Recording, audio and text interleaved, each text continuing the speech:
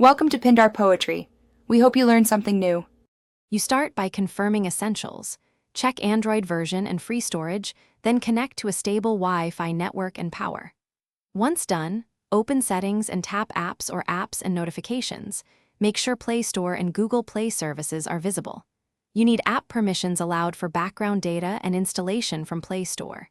Now open the Play Store app, search for Google Play services, and prepare to update. This ensures the system has the prerequisites to install the service correctly and avoid midway failures.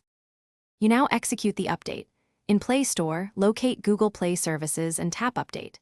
If update is unavailable, go to Settings, right arrow Apps, right arrow Google Play services, right arrow Storage, then clear cache and retry. This resolves stuck states. Once the package downloads, let the installer run without interrupting power or network.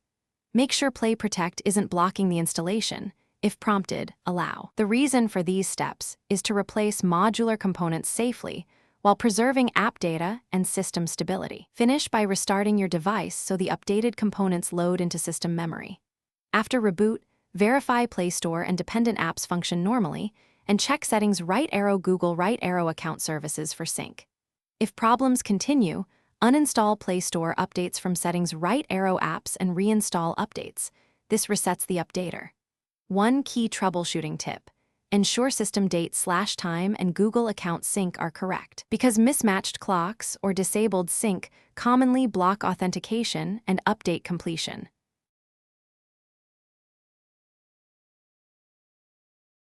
Thanks for watching. Consider subscribing if we helped you.